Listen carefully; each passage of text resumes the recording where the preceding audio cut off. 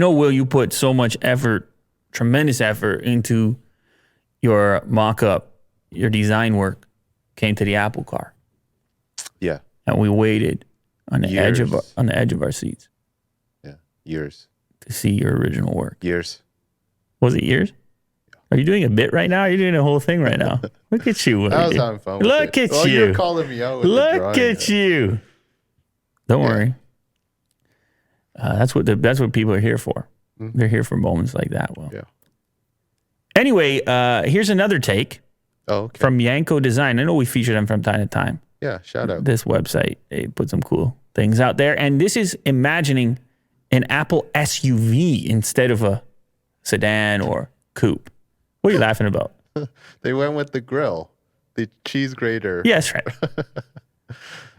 They had, So they had to include it inspired by the Mac Pro cheese grater cars of tomorrow. And what's cool about this video is they show you the design, but then they also work backwards and show you the work inside of Photoshop.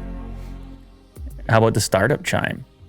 That might be cool. So it has a light bar in the front. It also has an illuminated Apple logo. I doubt they're going to do that. But what's interesting is the shape here. Mm-hmm. Very Hyundai Ioniq, sort of. Some straight edges on there. Big wheels. Laser headlights.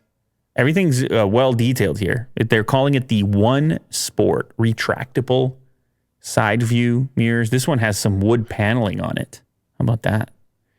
Right. That's a throwback of sorts. And it also, it illuminates a light on the ground for you to, when you go to get into the vehicle. Which one do you like better, the right or the left there?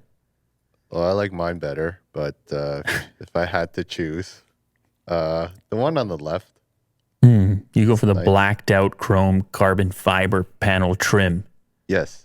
No wood for you. Which one would you take? I'm with you. I'm with you. I take the more understated one on the left. It's kind of like is this like a Rivian a little bit? Or obviously it's got some Cybertruck in it on the front end.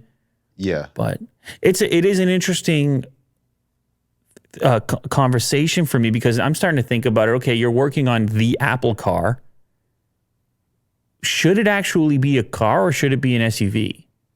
Because you know how it is with the marketplace and the small SUVs. Mm-hmm. Tesla with the Model Y and obviously the term SUV. Yeah. That thing is encompassing many more vehicles now, much smaller than they used to be. But I'm just thinking, like, should it be this taller unit with a bigger trunk for if they're only going to do one car? Mm-hmm. Or should it be a smaller vehicle? Like, it's kind of interesting. Yeah. Interesting take. So maybe, I don't know, maybe it's an SUV. Yeah.